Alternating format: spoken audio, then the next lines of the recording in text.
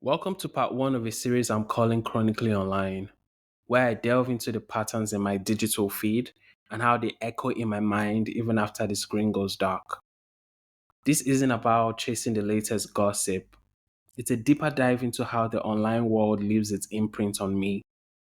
I'm sure you can relate to seeing a post, story, or breaking news that just stays with you. Probably makes you sad, angry, anxious, happy, or even hopeful. It's fascinating how a simple scroll through our phones can evoke such a wide range of emotions, and how these feelings don't just vanish the moment we put the phone down or we log off. They stick around, influencing how we think, feel, and interact with others in our daily lives. This series is about exploring that connection, the invisible thread between our online interaction and our offline emotions. You see, to being chronically online feels like being stuck at a party you're too tired for, but you just can't seem to leave. It's like sitting through a bad movie, knowing you've invested too much time, money, and effort to just walk out, so you stay, clinging to the hope that it'll somehow turn around and make it all worthwhile. It's that constant tug of war between wanting to disconnect and the nagging fear of missing out on something great that might just happen around the corner. Now, I'm not here to chastise you for your daily screen time or how much our attention span is collectively dwindling. This isn't that kind of conversation. It's about peeling back the layers of how the internet shapes us, influences us, and sometimes even shocks us. So, if you've ever found yourself lost in the endless scroll of social media or caught up in the latest news cycle, then this is for you. You see, social media is such a fascinating technology. It is creative and overwhelming at the same time. And it's always changing, and there's always something new to see. This is a place where every click, every scroll, every shared meme or viral video adds up to this grand show of human creativity, connection, and yes, sometimes chaos. From your friend's breakfast photo to a big news happening on the other side of the globe, everything and everyone's story feels so main stage, so urgent. I won't bore you with the details, but we've come a long way from the printing press to smartphones. You see, this journey brings us to where we are now, a world where a tweet can start a movement, a post can build a community, and a hashtag can become a rallying cry. Today, we'll delve into the first part of the captivating aspects of this online universe.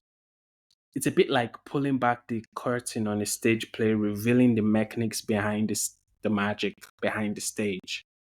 So, quick disclaimer, these are my opinions, and I assure you that there will be blind spots. My aim isn't to lecture or to preach to you. Instead, I'm here to voice those odd, sometimes hard to express feelings about our online interactions that I think many of us experience but can't always put into words. Think about it. Our online lives are a blend of reality and something more. It's a space where we can be whoever we want, yet sometimes we become more of a character than our true selves. We're constantly on this stage under the spotlight of likes and shares, performing in ways we never imagined. Every post, every comment become a part of this digital persona we craft, sometimes so polished and perfect. It barely resembles our day to day reality. It's like we're actors in our own social media play, if you will, where the script is written by the expectations and reactions of our audience. All right, let's slide into the heart of today's topic. I made a list just to keep things organized and on track so I don't ramble on. One, the spectacle effect. The spectacle effect is a term that refers to the way media and consumer culture shapes our perception of reality and influence our behavior. It was coined by Guy Debord, a French philosopher and activist, in his 1967 book, The Society of the Spectacle. Le- In this book, Debord paints a picture of a society where life becomes a series of images and representation. It's like the real stuff that happens in real life isn't as grabbing as the version we see and share on our screens. We live in a world where those images dominate, blurring the lines between what's just for show and what's genuinely happening. It starts off with this idea that really makes you think. The boss says, quote, in societies where modern conditions of production prevail, all of life presents itself as an immense accumulation of spectacles. Everything that was directly lived has moved into a representation. End quote. You see, this quote lays the groundwork for understanding the spectacle effect. In our modern media saturated world, our direct experiences have taken a backseat to the representation of those experiences. We're not just living life, we're constantly viewing and interpreting it through a lens crafted by media and popular culture. We're watching and interpreting life like it's an episode of our favorite show or something. There are days when it's tough to tell the difference between a blockbuster movie and a news story. You see, entertainment and outrage are pretty much two sides of the same coin, often mixing together, making it tricky to tell if we're watching something made up for fun or actual news. Now, I know someone is listening to this thinking, no kidding. That's just how the world works. Pretty obvious observation, buddy. But bear with me. It's one thing to know this conceptually, another thing to see it play out in real life, where its implications become more tangible and impactful. Let's look at a real example to bring this idea home. So imagine there's this cool grassroots movement trying to get people to use less plastic, and it's all over social media. Everyone's talking about it, everyone's talking about saving the planet. Suddenly, this big corporation jumps in, they start selling these eco friendly products. And just like that, what began as a genuine effort for environmental change turns into this fancy ad campaign. Now it's everywhere in news segments, podcasts, documentaries. The original message gets mixed up with business objectives and media narratives. This shift from this shift from active involvement to passive viewing is a classic example of the spectacle. It changes us from people making a difference to shoppers buying into an image rather than contributing to actual change. Now, let's look at another example, something you've probably seen on social media.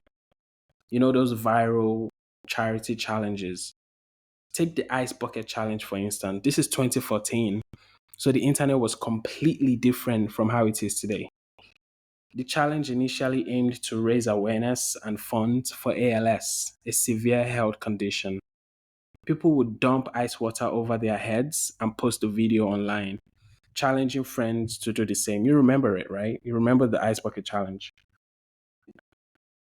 At first, it was great for the cause, but then the focus shifted as it blew up on social media. Celebrities and lots of people joined in, and it became more about the fun and less about ALS. Videos got wilder, and the original message got lost in the mix. So, what started as a way to help turned into this big online trend. Ultimately, it felt more like a popularity contest than a charity drive. This is another example of what we've been talking about, the spectacle taking over. A genuine effort gets lost in the noise of likes, shares, and viral fame. Another way Debord defines the spectacle is, quote, a social relation among people mediated by images, end quote. This idea becomes strikingly clear when we look at the Black Square trend on Instagram. Remember recently, the Black Tuesday, I think it was, I might be wrong, but the Black Square trend on Instagram. You can look it up. This trend was a campaign to show support for the Black Lives Matter movement and the protest against police brutality after George Floyd's death. The Black Square trend, though well intentioned, became more about the image and less about the message. The spectacle is where reality gets overshadowed by representations, in this case, an image on social media. People posted the black squares, which, while showing solidarity, didn't necessarily translate to substantial action or change. It turned into a way for individuals to signal their awareness, conforming to these online norms without really challenging the system or addressing the root causes of racism and violence. This happens a lot online. We start with something meaningful, like a social issue or a news story, but as it spreads on the internet, the real message gets buried under all the buzz. These examples embody Guy Debord's concept of the spectacle. In the spectacle, carefully curated images hold more value and draw more attention than the actual experiences themselves.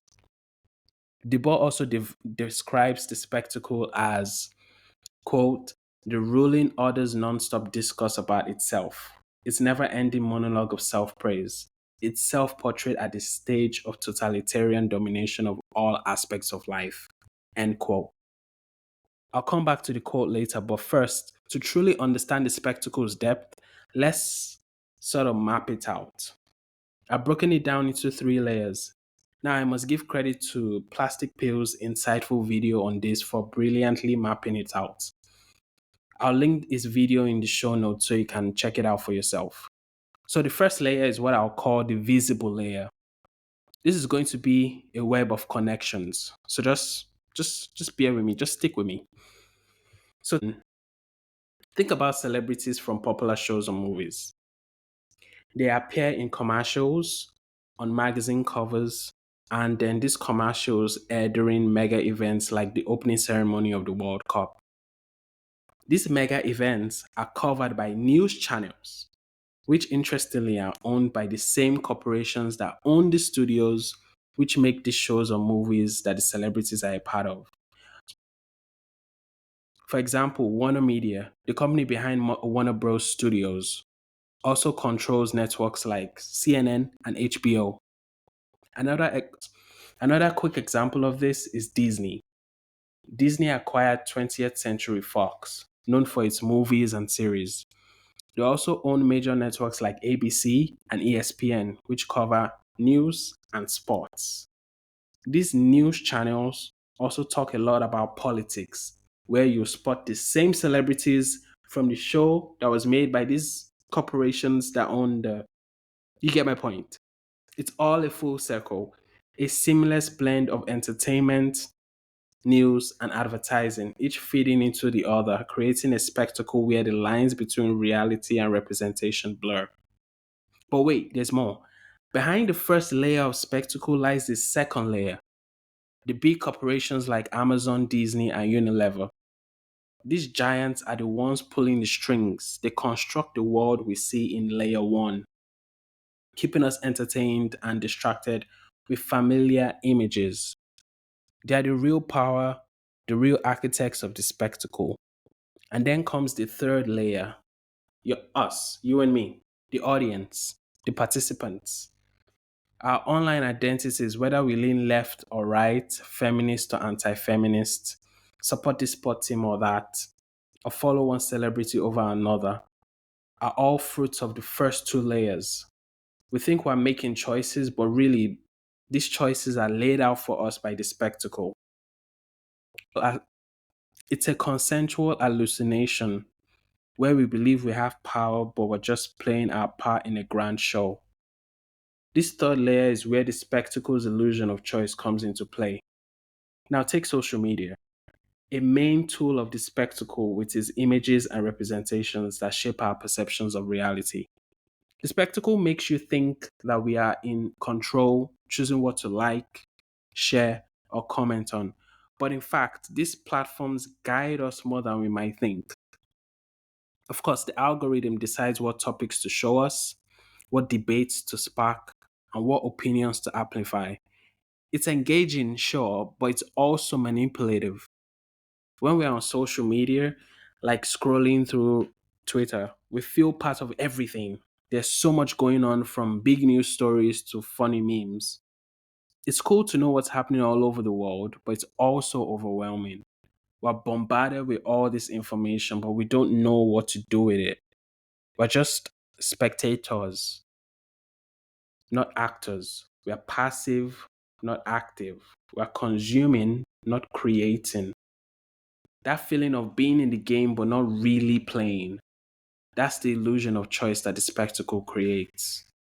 News channels like CNN and Fox News, They might seem like they're on completely different sides. But here's the thing, both CNN and Fox News are playing a similar game. They are creating an illusion of choice where they seem to be at odds, but are just different sides of the same coin. As a matter of fact, they rely on each other to maintain this appearance of diversity in viewpoints. It's like they're each other's necessary opponents, necessary enemies, helping to solidify their viewer base and boost loyalty. So while viewers get drawn into these apparent ideological battles, what often gets missed is that both networks are operating within a carefully designed narrative. This is essentially the ruling order's non-stop discourse about itself that the board talked about. This never-ending monologue of self-praise shapes not just what we think about, but how we think. It's never ending. It's like being in a hall of mirrors where every reflection is carefully curated to maintain a certain narrative. This spectacle, perpetrated by both social media and news channels, creates a reality where even our debates are part of the script. We think we're challenging the system by picking a side or voicing an opinion, but often we're just reinforcing the spectacle. Our conversations, our protests, even our social movements can be co opted into this narrative, packaged and presented back to us in a way that fits the overall storyline and which, in a lot of ways, maintains the status quo. Okay, so we've talked a lot about the spectacle and how it's all around us. You might be wondering, all right, what's next? What do I do with this insight? Here's the thing, it's about small, everyday actions. First off, just being aware of how social media and news channels work can change how you interact with them. So, next time you're scrolling or watching, take a moment, ask yourself, is there more to this story? What's the other side? Just questioning what you see can make a huge difference in how you understand things.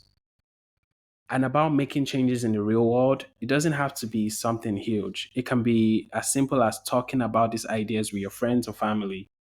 Or maybe the next time you see something online that gets you thinking, you know, share it and comment about why it stood out to you. It's these small discussions and shares that can slowly change how we all think and interact online. We might not all be out there organizing community events, but we can start conversations and spread awareness in our own circles. As we finish up this episode of Chronically Online, let's remember it's about being a bit more mindful and a bit more questioning of the digital world we're a part of. Each small step we take can add up to a bigger change in how we all see and interact with the spectacle around us. Thank you for listening as always. This is the first part of into this series, and I intend to keep it going for as long as I've got something interesting to say. Next time, we're going to dig even deeper into the wild stuff we see online. So keep your ears peeled for the next episode.